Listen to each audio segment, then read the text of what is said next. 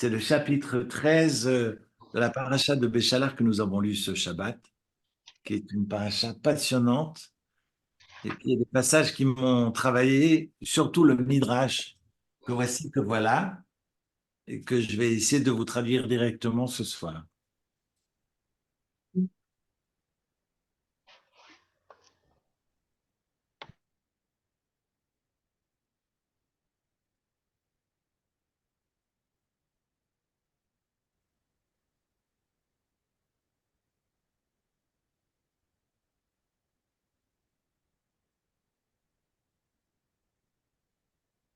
Oui. Peut-être que, avant de commencer, je vous mets juste mon numéro de portable. Comment je peux faire pour que tout le monde puisse le lire? Mais on l'a puisque tu es sur WhatsApp. Bah oui, je suis bête. Oui. Quelqu'un me demande mon téléphone, bah voilà, c'est vrai. Voyez-moi la technique, c'est pas mon dada. Si vous êtes d'accord, on va commencer. Il y a Irena qui s'est excusée. Et puis, vu que l'Einsteiner doit s'en aller, alors je vais, si vous êtes d'accord, commencer maintenant sur cette paracha de Béchalar qui est extraordinaire, enfin, qui est composée de 116 versets. Comme d'ailleurs le souligne Leibovitch, on a 58 versets qui font part du lyrisme des événements, de la traversée de la mer Rouge, et puis la grisaille prosaïque du reste des 58 autres versets qui soulèvent toutes les plaintes des enfants d'Israël. On a 58 versets de bonheur et de joie et d'allégresse, et 58 versets de clameurs, de hurlements, de cris, le peuple qui rouspète et qui n'a qu'une envie, c'est de retourner dans les geôles égyptiennes, à croire que, et c'est tout à fait nos réflexes à nous, on préfère se complaire dans la mouise plutôt que d'aller vers l'inconnu.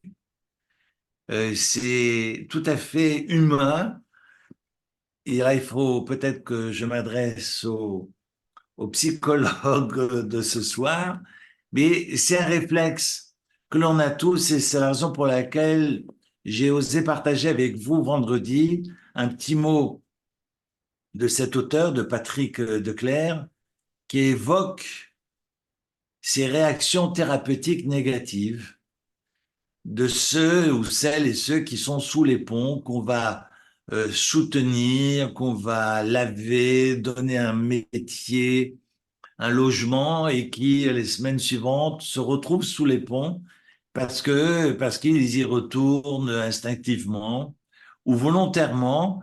Et très souvent, on est dans des situations complexes, voire compliquées, voire néfastes, et qu'on préfère y patauger plutôt que d'aller vers quelque chose d'inconnu et qui pourrait nous apporter de belles surprises.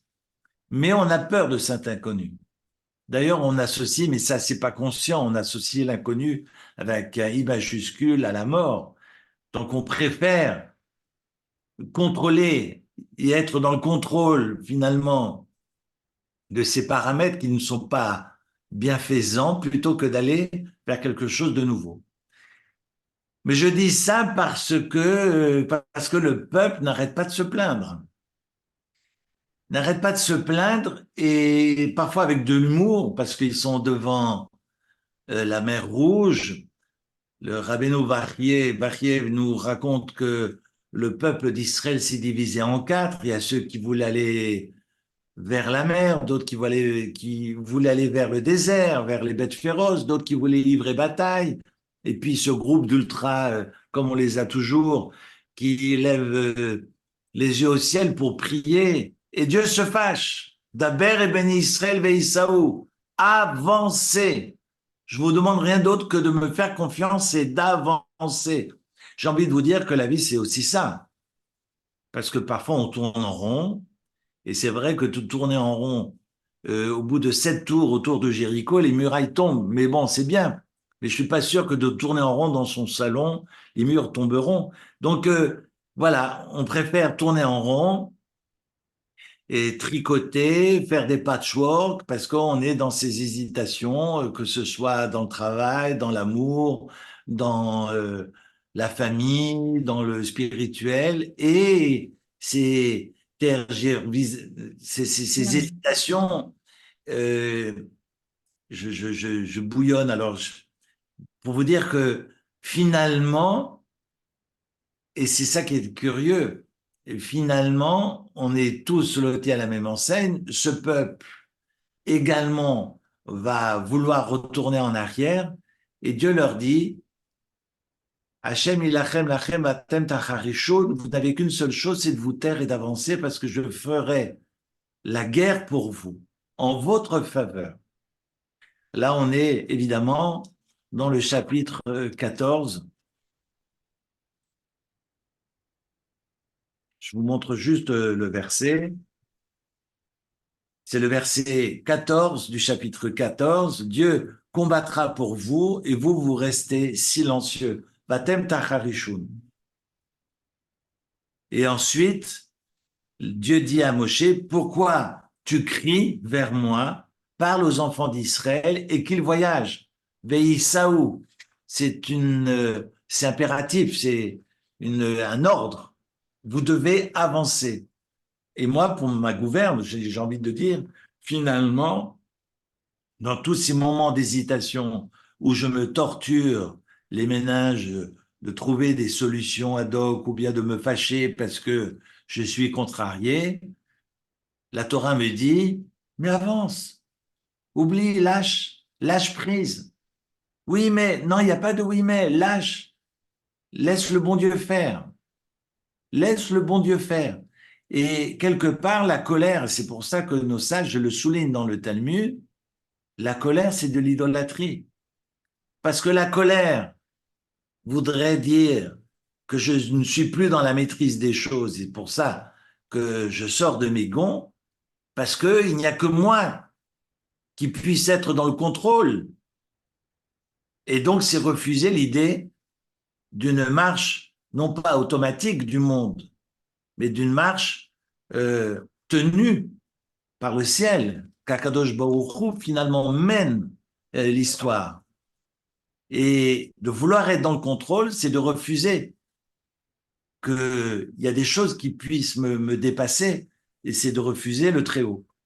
C'est intéressant, hein, cette idée de l'idolâtrie. Et moi le premier, on s'énerve pour tout, et surtout en ce moment, avec tout ce qu'on entend. Et c'est insaisissable, et puis c'est incompréhensible. Il n'y a pas de sens, finalement, à cet antisémitisme galopant, à ce monde entier qui s'élève contre Israël, c'est à en perdre la raison. Eh bien, figurez-vous que ce n'est pas dans les 58 premiers versets de Béchalach que Dieu va se révéler et donner la Torah, c'est dans les 58 suivants. C'est quand le peuple râle, quand le peuple traîne des pieds, quand le peuple a les pieds dans la gadoue, et que finalement Dieu va se révéler dans le feu et, et dans les tremblements, euh, pour faire référence à un livre que j'ai beaucoup aimé. Mais on est dans ce moment-là, et c'est à ce moment-là que Dieu se révèle et va donner les 10 commandements. On pourrait penser que dans l'effervescence de la traversée de la mer Rouge, eh bien, Dieu va, vu qu'on est, vu qu'on est complètement euh, complètement emporté finalement, et que psychologiquement on est tout à fait disposé à lever les yeux au ciel, Dieu ne donne pas la Torah. On l'a bien vu la semaine dernière et puis il y a 15 jours, Vaïchazek Lev Paro, que Pharaon ne libère les Juifs que de son propre chef et qu'à chaque fois il est sous l'effet des macotes, des plaies, Dieu va l'endurcir, comme certains le perçoivent, comme le Rachaim Akadosh, pour que justement le Pharaon ne libère pas les Béné Israël parce qu'il est sous le choc, le trauma des Makot, mais parce qu'il eut décidé de les libérer. Raison pour laquelle Dieu va chaque fois l'endurcir pour que ce soit son cœur qui parle et non pas l'effet des Makot, l'effet des plaies. Et voilà que, en ayant traversé la mer Rouge à pied sec, je ne sais pas si vous imaginez, parce que moi, si je le fais demain matin, et que je traverse la rade à pied sec, au sortir du lac, je laisse pousser la barbe et les papillotes et je deviens pas rabbi, je deviens giga rabbi. Et vous avec, on devient tous des chassidim, des chassidotes, ce que vous voulez. Et on danse sur les tables et tansen, et puis on part à la yeshiva, étudier matin, midi et soir. C'est évident que si l'eau, le lac s'ouvre et que vous traversez le lac à pied sec, bon, d'abord, vous allez ramasser tous les vélos qui traînent au fond, mais ça, c'est normal. Enfin, et les chaises qui volent des restaurants, forcément, il y a des chaises au fond aussi. Mais après avoir fait le tri, parce qu'il y a un côté écolo chez nous tous, mais finalement, au sortir du lac, on devient tous tracides. C'est pas possible autrement. Ben, c'est pas dans ces moments-là d'effervescence, d'enthousiasme, d'exaltation, pas exacerbée, mais exaltation tout court, que d'abord, Dieu ne donne pas la Torah à ce moment-là. Dieu attend que nous redescendions, que Icare revienne les pieds sur terre et qu'il se réincarne, si j'ose dire, raison pour laquelle certains maîtres du chassidisme voyaient dans l'épreuve d'Abraham, lorsqu'il part sacrifier son fils, que sa plus grande épreuve n'était pas de monter main dans la main avec lui pour atteindre le sommet et le sacrifier, ou ne pas le sacrifier, mais que ce qui était plus difficile pour lui, c'était de redescendre de la montagne. Parce que grimper au pic du sommet de la montagne, comme dit un certain humoriste, bon, ça, c'est à la portée de tout le monde. On grimpe tous au rideau quand on est sous l'effet, évidemment, d'un discours qui nous emballe, ou bien d'un orateur extraordinaire. Enfin bref, grimper au rideau, on le fait tous. Je peux vous dire qu'à Kippour, quand tout le monde jeûne et que tout le monde chante ensemble, euh, je fais pas le malin parce que je jeûne, parce que tout le monde jeûne et tout le monde est loti à la même enseigne. Et puis, vous êtes complètement emporté, et puis vous êtes dans un élan extraordinaire qui vous vibre. Mais est-ce que c'est ça être un mensch? Est-ce que c'est de vibrer et de communier avec tout le monde dans une exaltation sans borne? Ou bien c'est d'être en mesure de rester digne et égal à celui qui était à la synagogue lorsque il chemine, je chemine dans la rue et je me frotte au monde dans le tram 12, quand je rentre dans les magasins, quand je m'adresse à madame et monsieur tout le monde, est-ce que je suis capable de rester le même? Et l'épreuve pour Abraham était de donner la main à son fils et de redescendre de la montagne avec dignité, pas de grimper, d'en redescendre et de rester lui-même, la tête sur les épaules. C'est peut-être la descente qui est plus difficile que la montée.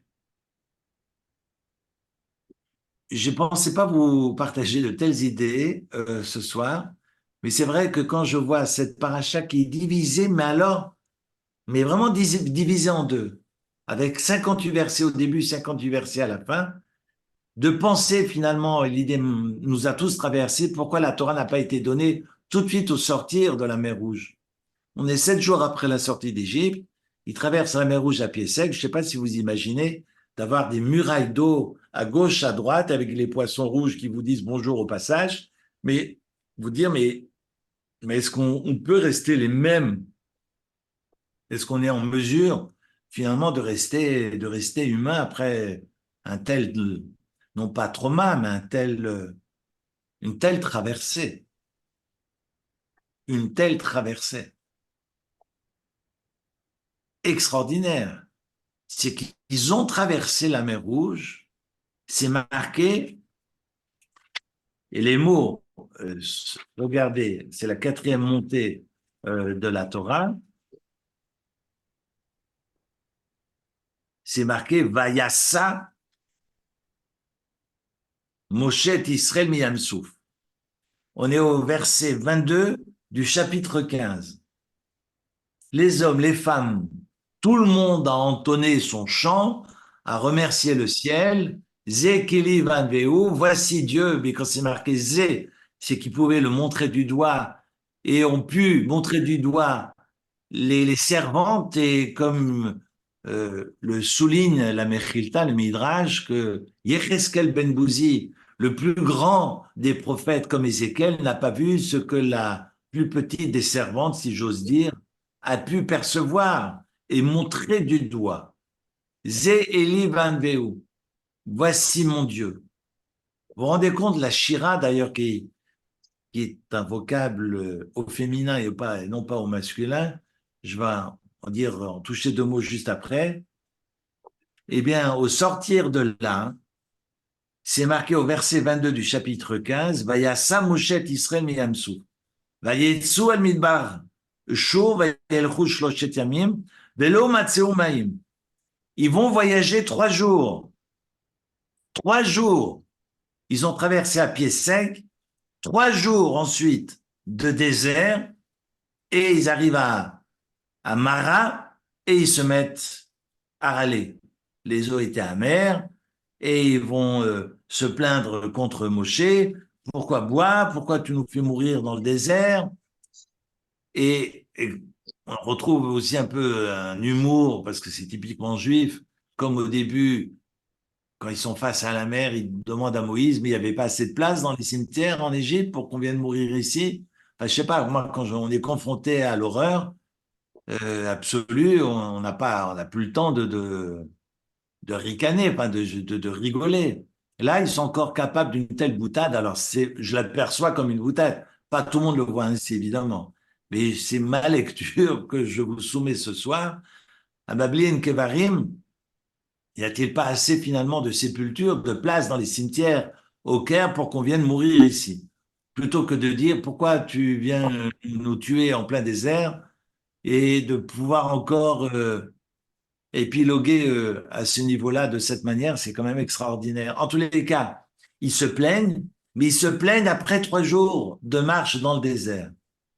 Alors, je ne sais pas si c'est le cas pour nous, si on traverse le lac à pied sec, au bout de 3 jours, on a encore en mémoire cette traversée de la rade à pied sec. Mais même après 30 jours, quoi, 3 jours? 30 jours. De toute façon, vous êtes sorti du lac, vous avez foncé vers le Kollel, vous êtes assis, vous avez sorti les livres du Talmud et vous avez commencé à étudier et vous vous préparez pour l'école rabbinique. Les femmes comme les hommes, évidemment. Donc, pour moi, il n'y a aucun doute que après avoir traversé la rade à pied sec, on devient tous rabbin, rabbin, et tout ce que vous voulez, rabbi, rave, grand rabbin, giga rabbin. Bref, non pas des bêtes raves, mais raves. Alors, raison pour laquelle ce verset 22 est quand même surprenant que le peuple, après 3 jours de marche, en vienne à oublier une traversée aussi extraordinaire que celle-ci. Comment est-ce possible? Parenthèse. Je parlais de Shira, qui est aussi un joli prénom. Pour certaines, regardez, on, on partage la Shira à partir du premier verset du chapitre 15. Le chapitre 15, je vous le lis. Alors chantèrent Moshe, Moïse et les enfants d'Israël, et à Shira Azot l'Hachem, ce cantique pour l'Éternel. Vayomrou les morts, et ils dirent ainsi, Ashira l'Hachem, je chanterai qui gaouga, parce que c'est élevé avec majesté, cheval et son cavalier, etc., etc. C'est la Shira, c'est le chant que nous récitons tous les matins dans la prière matinale. Et c'est marqué le cantique est à Shira. De là, diront nos sages, c'est la première fois, c'est la première fois que, que l'on chante après un miracle. Parce que Abraham est sorti de son Kivshanaesh, est sorti de ce feu, de cette fournaise à Ur Kasdim, il n'a rien chanté. Que Yitzhak, finalement, Isaac n'a pas été sacrifié, bon, il redescend de la montagne, mais il ne chante pas. Jacob est sauvé finalement, et puis l'ange d'Ésaü ne l'a pas tué, il ne chante pas, n'est-ce pas? Et donc, nos sages nous disent, il faut le souligner, enfin un chant pour un miracle qui est survenu donc en leur faveur. D'autres avant ont également vécu des miracles extraordinaires et n'ont absolument rien chanté. Donc on doit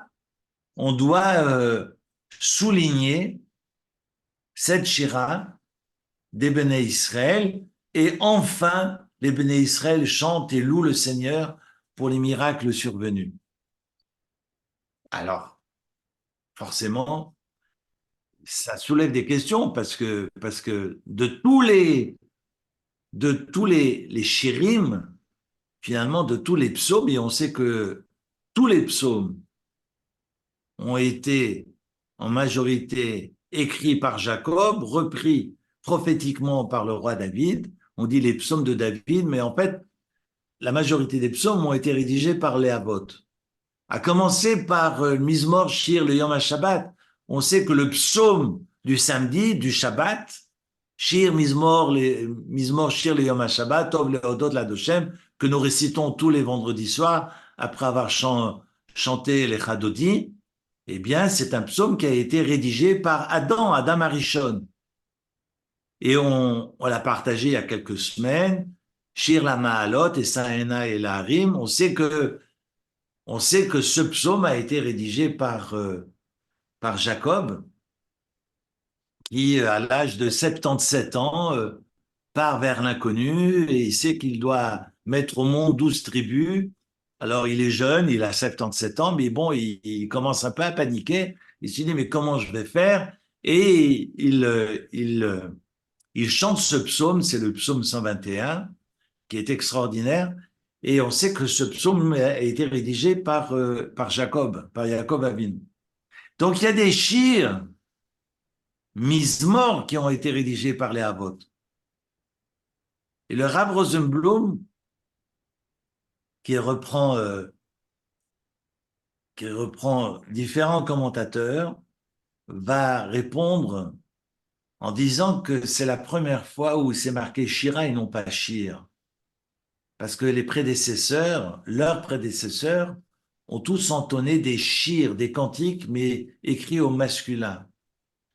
Alors, je vous invite à relire le Kli Yakar à ce sujet, parce qu'il n'a pas la même lecture, mais il explique aussi la différence entre shir et shira.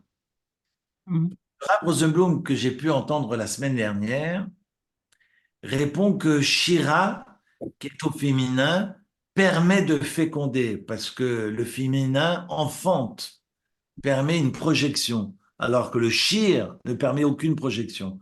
Parce qu'après que Adam ait chanté, après qu'Adam Arishon ait chanté, eh bien, le chant s'est arrêté, tout s'est arrêté. Il est arrivé au terme de sa louange et puis tout cesse. Il n'y a pas de projection possible. Alors que chez les Béné Israël, et ta Shira Azot permet une projection et cette Shira trouvera son terme dans les temps messianiques.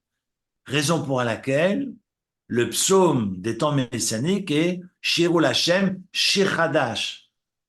Entonnons un chant pour Dieu, Shir Hadash, un chant nouveau. Parce que dans les temps messianiques, nous entonnerons tous ensemble, toute l'humanité, Shir Hadash.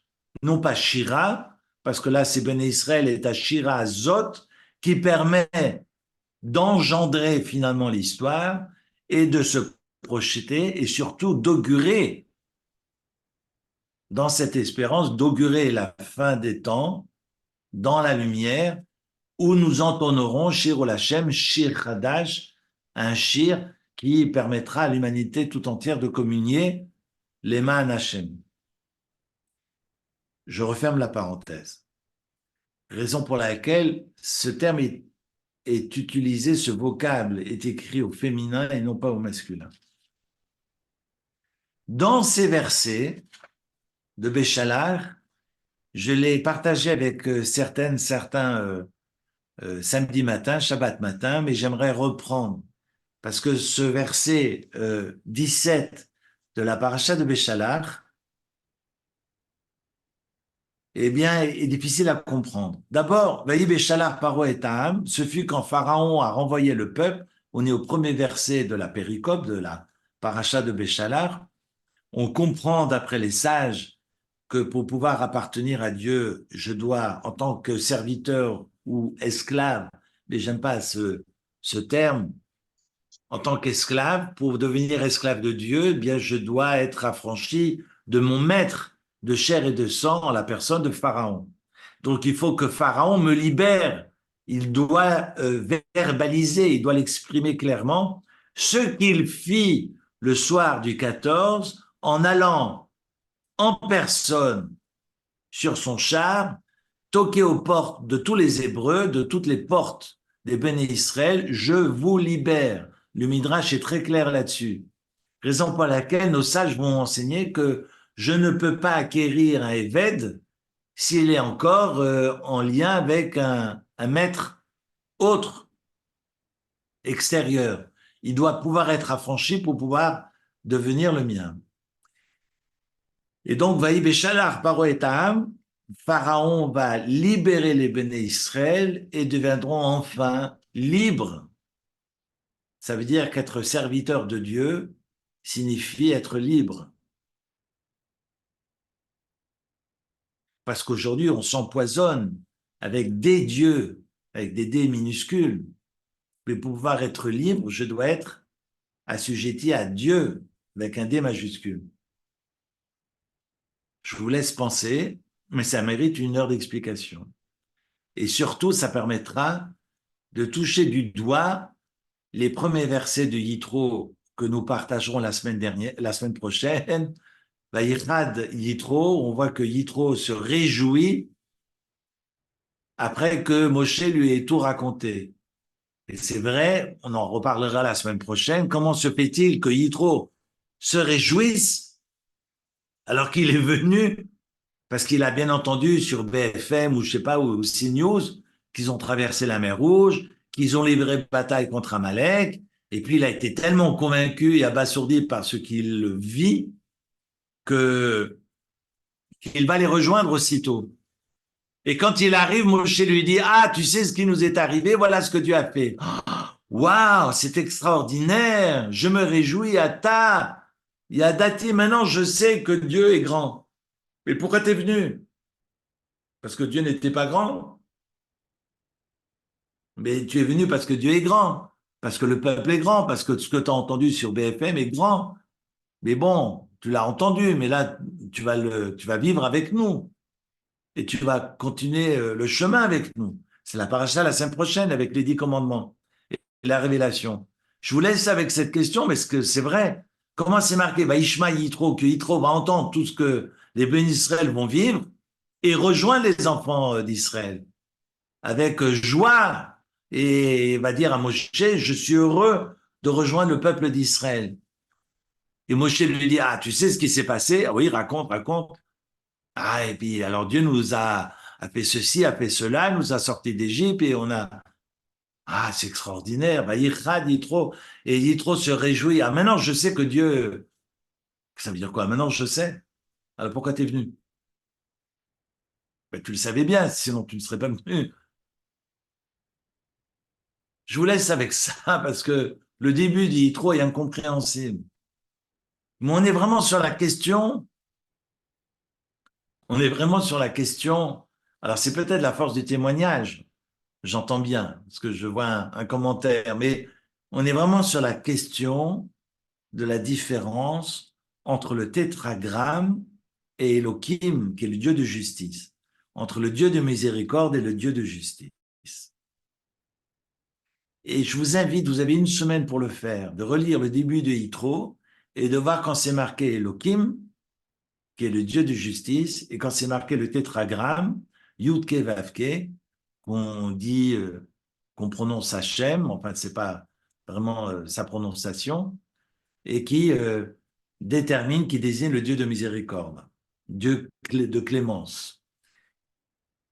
Diamétralement, évidemment, ce n'est pas du tout la même chose. Les raisons pour lesquelles Yitro va rejoindre le peuple d'Israël, et après que Moshe témoigne et que Yitro comprend finalement que Hachem Gadol Mikol HaElokim, Mikol HaElohim. Je vous laisse avec ces versets du début de Yitro, mais ça permet de comprendre rétroactivement le début de Béchalam. Voilà que pour devenir finalement serviteur de Dieu, de Hachem, je dois être affranchi. Je dois être affranchi de Pharaon. Mais le verset nous dit, Velo nacham Elokim, derech eretz pelishtim, ki karovu, ki amar Elokim peninachem ha'am, birotam milchama veshavu mitzrayma. Évidemment, la Torah n'est pas payée au mot. C'est quelque chose que je répète très souvent dans mes interventions. La Torah n'est pas là pour me raconter une histoire. La Torah n'est pas payée au mot.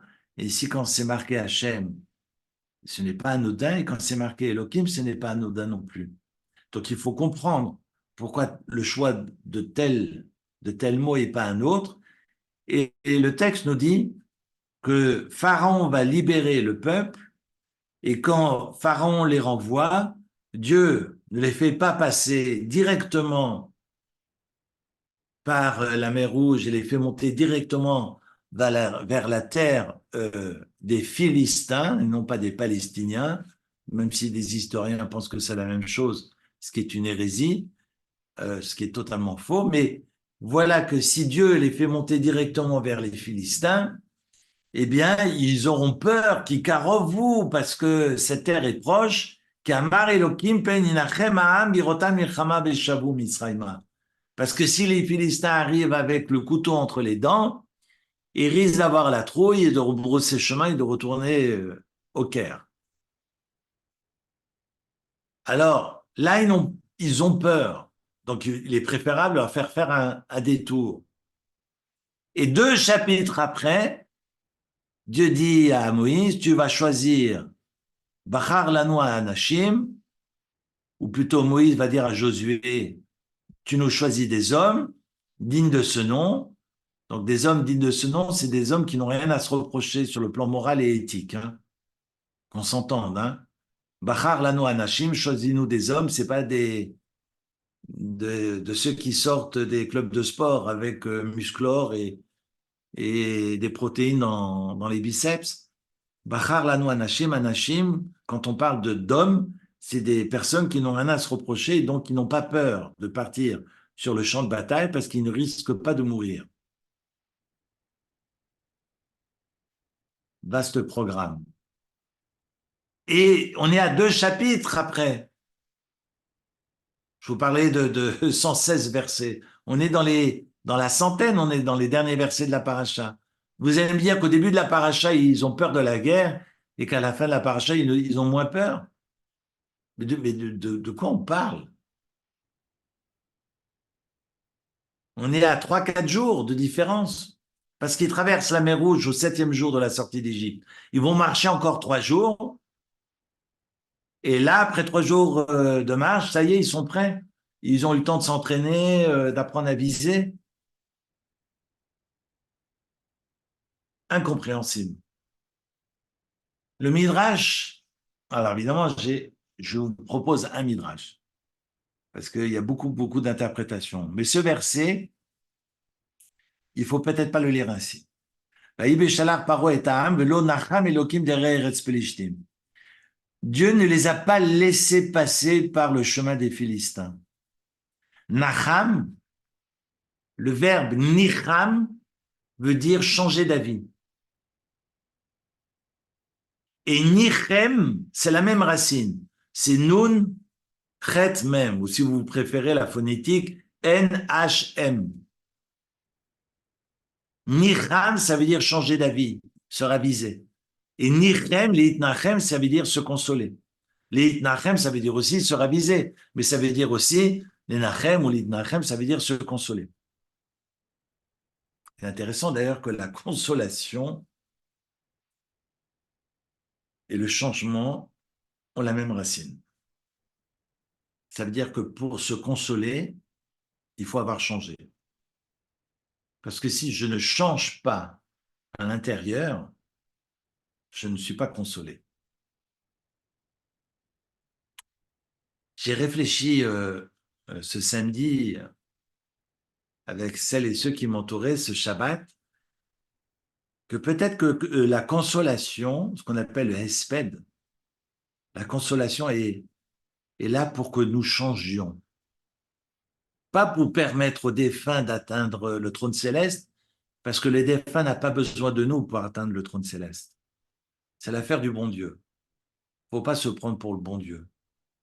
Mais si on fait une raison funèbre, c'est pas pour le mort, c'est pour celles et ceux qui restent dans la cruauté du manque. Et imaginez que nous enterrions Aaron, qui soutient tout un chacun, qui fait la paix autour de lui, qui fait la paix des ménages. Rodef Shalom, VOF Shalom, nous enseignent les sages dans les Maximes des Pères, que Aaron, il fait la paix. Il passe son temps à recevoir matin, midi et soir, toute la nuit. Les gens faisaient la queue devant sa tente. Quand il n'était pas au tabernacle, dans le service divin, dans la voda, dans les prières, eh bien, il ouvrait sa tente et il recevait, comme un thérapeute.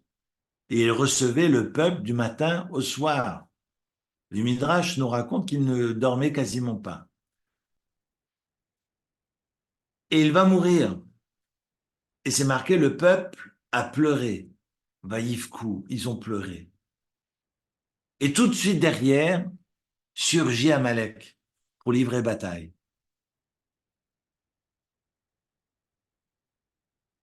Et pourquoi Amalek surgit?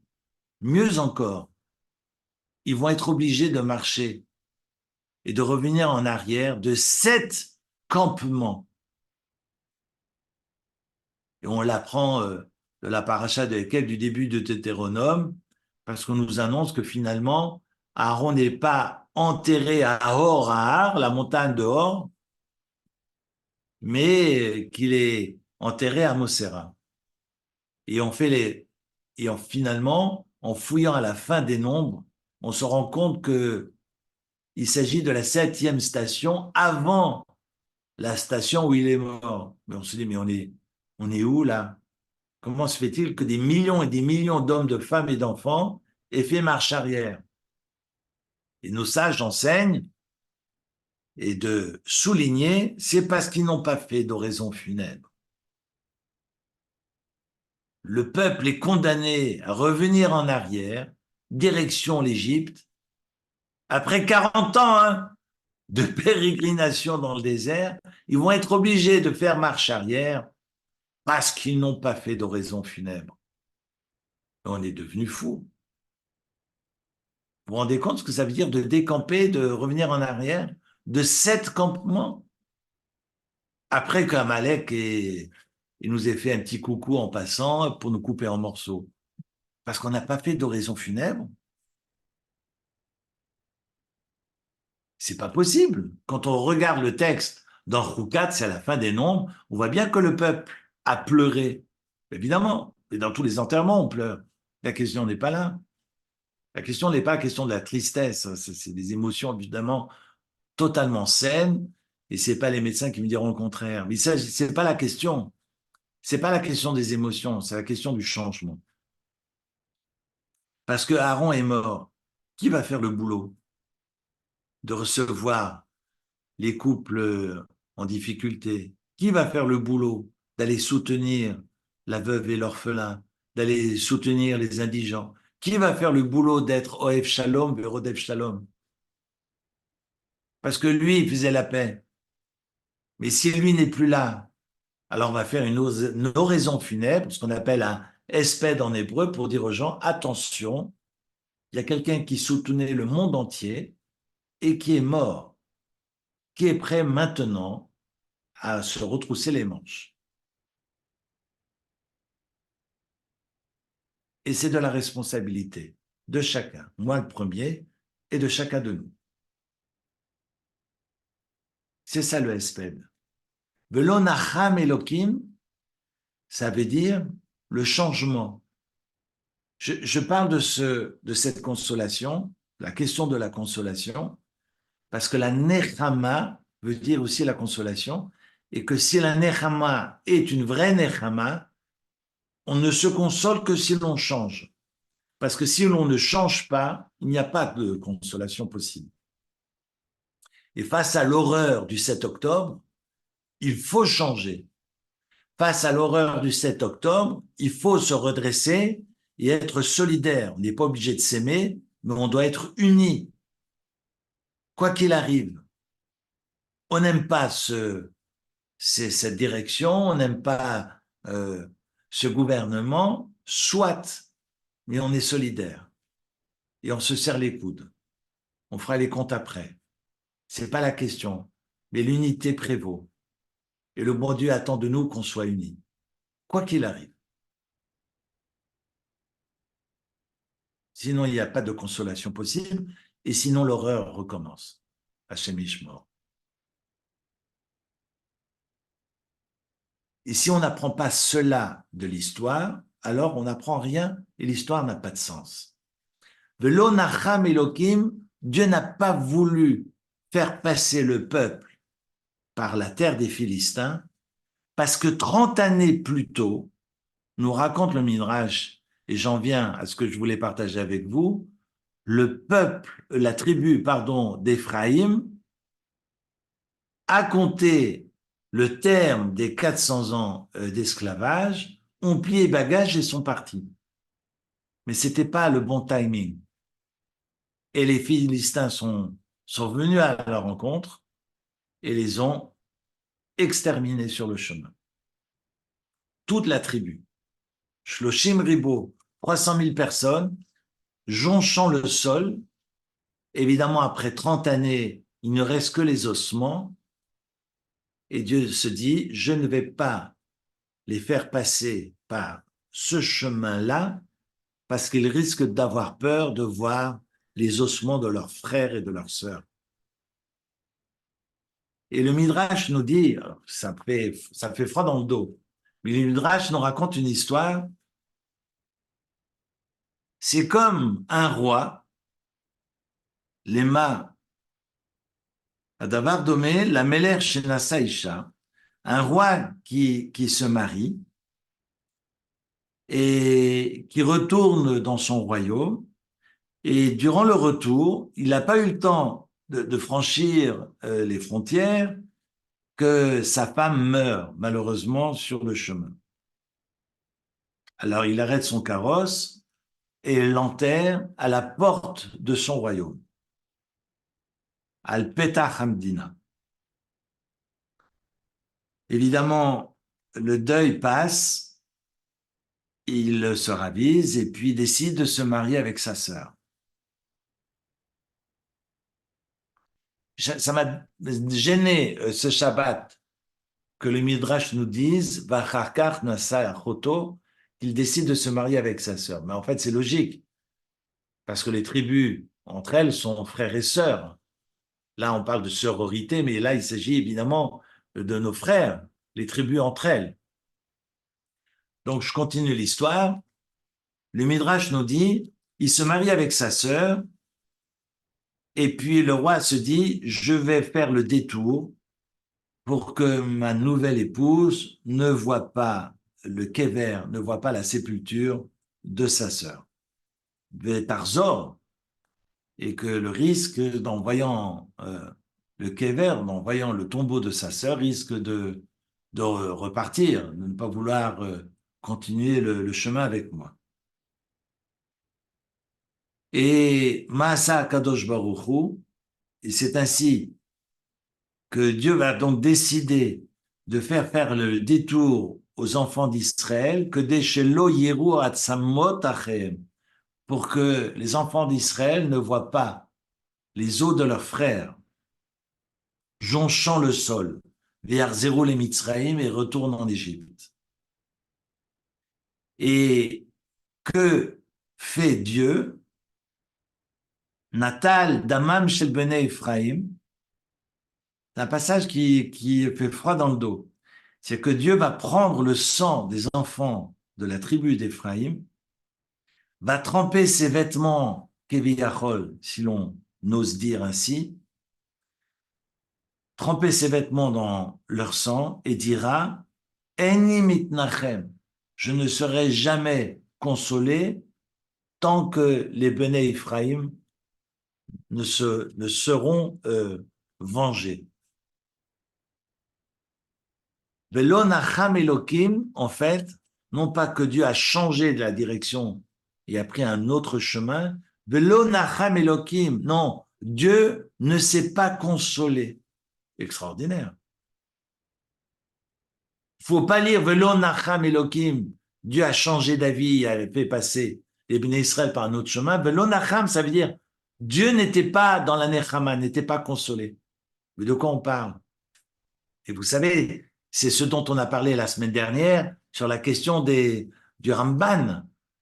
400 ans, 430 ans, pourquoi c'est marqué dans le 13e chapitre, enfin la fin du 12e et 13e, pourquoi c'est marqué dans la paracha de la semaine dernière que les enfants d'Israël étaient pendant 430 ans en terre d'Égypte, alors que dans l'alliance entre les morceaux, la promesse de Dieu à Abraham, c'est que le peuple serait esclave en Égypte durant 400 ans. Arba Meot Shana. Et que la Dor Revi et que la quatrième génération reviendrait. Pourquoi on nous parle de 430?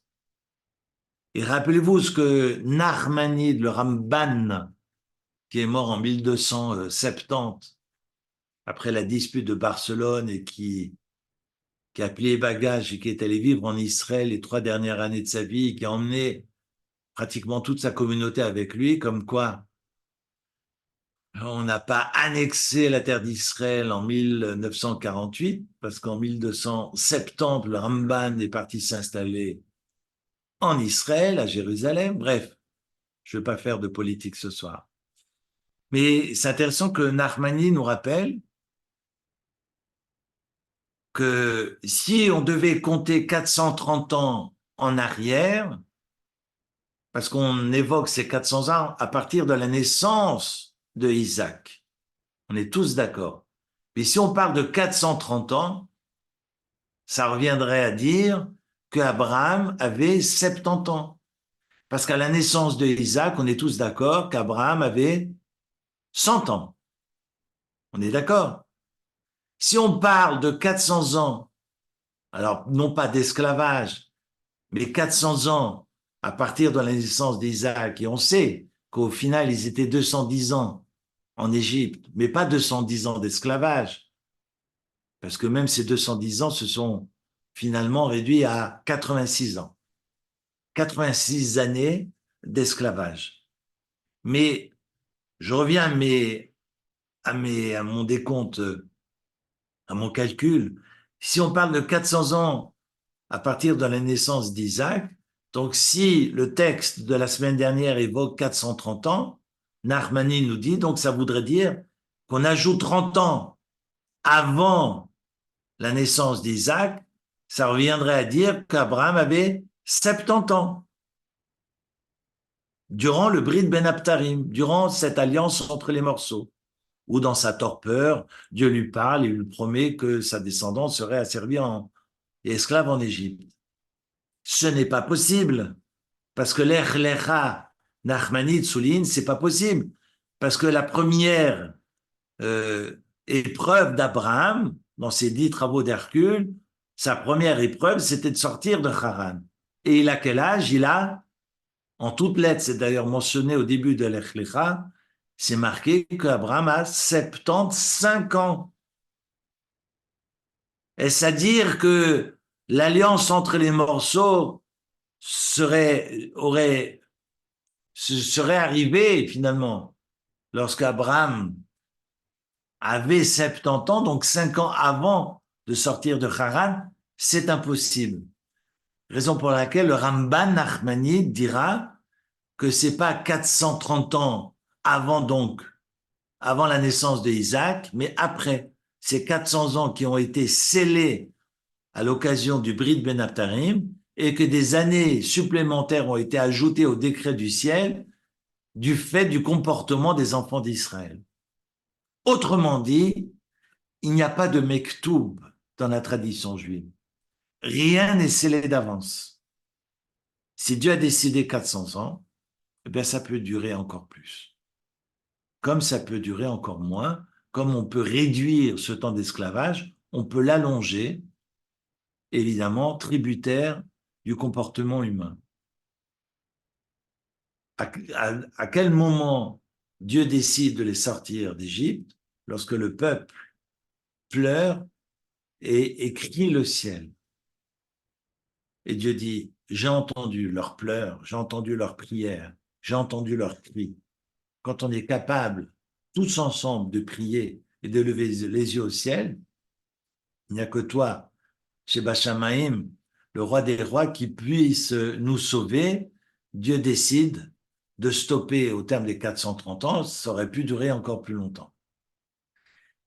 Extraordinaire, ça veut dire que je peux, et on le clame haut et fort dans la prière de Rosh Hashanah, que finalement, qu'est-ce qui peut casser les décrets du ciel? Teshuvah, Tefila ou Tzedaka.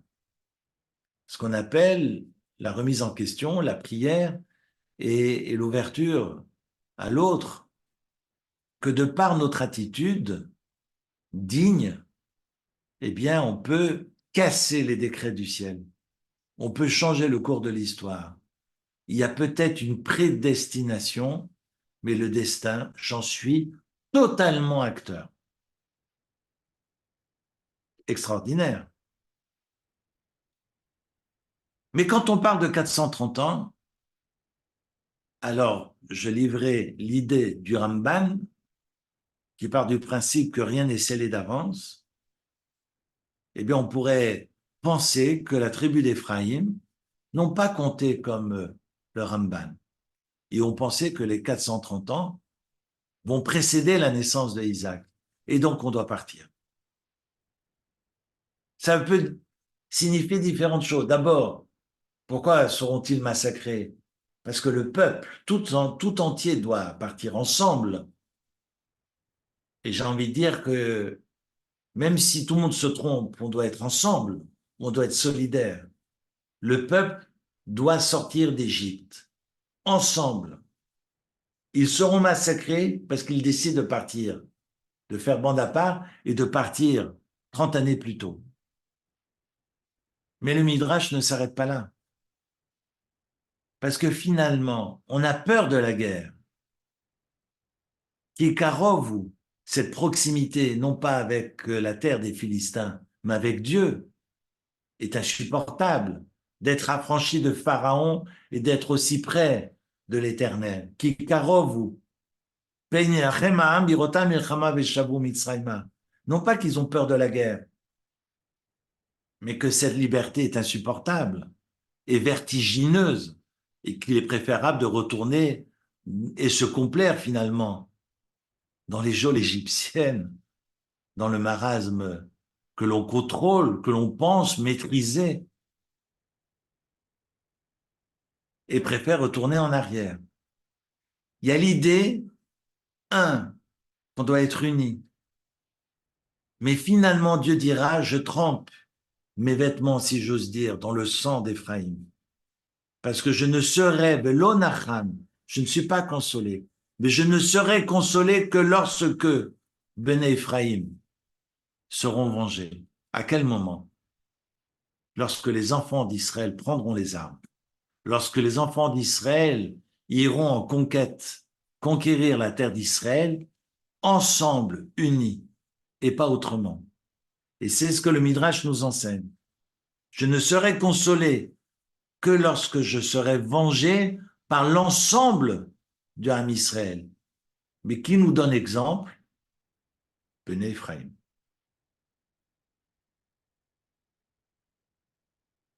Bnei Ephraim ne devait pas partir plus tôt, mais Bnei Ephraim nous donne l'exemple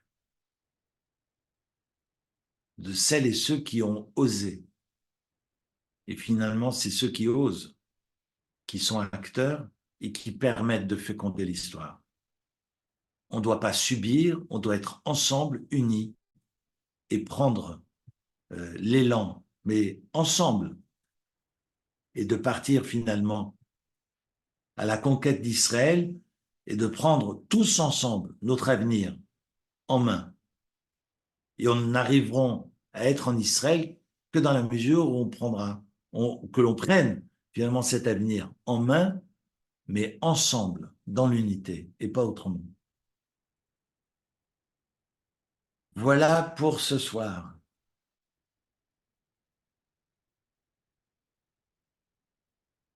Vaste programme.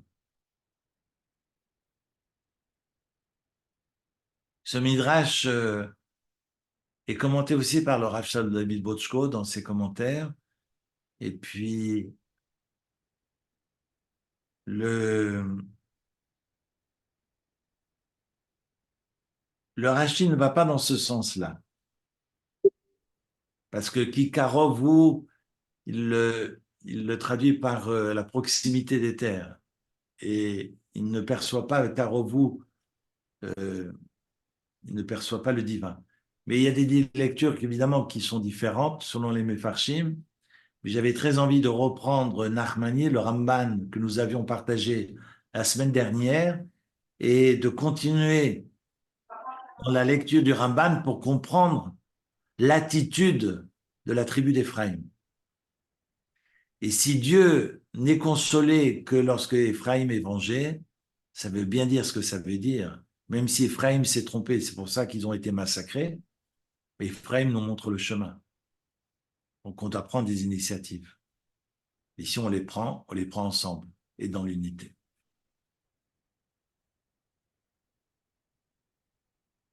Merci de votre fidélité. Merci à vous, Eric. Merci beaucoup.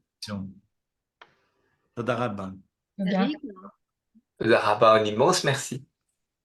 Eric, quand תודה les רבה. bénis Israël devaient sortir d'Égypte, ça avait l'air très clair quand même, le moment, hein, parce que c'est vrai que le moment est très important. Ça peut être catastrophique si c'est pas le bon moment.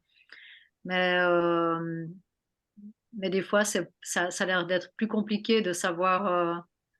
Quand c'est le moment, mais il faut prendre des initiatives. C'est clair qu'il faut prendre des initiatives. Parce que je peux rester les bras croisés en attendant que ce soit le moment. Ce que parfois des ultra-orthodoxes, certaines sectes ultra-orthodoxes du monde juif reprochent au sionisme, ce qui est pour moi une hérésie. Parce qu'il y a des ultras, mais c'est infime hein, dans le peuple juif d'aujourd'hui, qui viendront dire non, le sionisme, on les voit, c'est ceux qui fricotent avec, bref, nos ennemis, parce que le sionisme, on ne peut finalement partir en Israël qu'à la venue du Messie. Mais non, Messie. Et c'est une erreur monumentale. Parce que tous les rabbins d'aujourd'hui nous disent que Imot HaMashiach, c'est pas un moment M, c'est pas un temps T. C'est qu'on est dans Cheblei Mashiach, on est dans les temps messianiques. La preuve en est, c'est que Israël a été créé et que finalement la majorité de la population juive mondiale aujourd'hui en 2024 vit en Israël. Et donc notre place est là-bas aussi. Et qu'il ne faut pas avoir peur finalement de partir et de faire sa alia. Et que si j'attends que le Mashiach m'invite à Et c'est très intéressant, ça vaut la peine finalement de relire la paracha d'Enitzavim Vayeler, où Rashi nous dit, je crois que c'est Rashi, ou l'Orachem Akadosh, qui écrit que le bon Dieu prend les Juifs un par un, main dans la main, pour les emmener en Israël. Et c'est vrai que les aliyot aujourd'hui, depuis des années, sont individuels. Ce ne sont pas des communautés entières qui partent comme ça de but en blanc. Ce sont des individualités. Mais je pense sincèrement qu'on est dans les temps messianiques aujourd'hui. Et que si on peut, eh ben on doit le faire. Je dis bien si on peut, on doit le faire.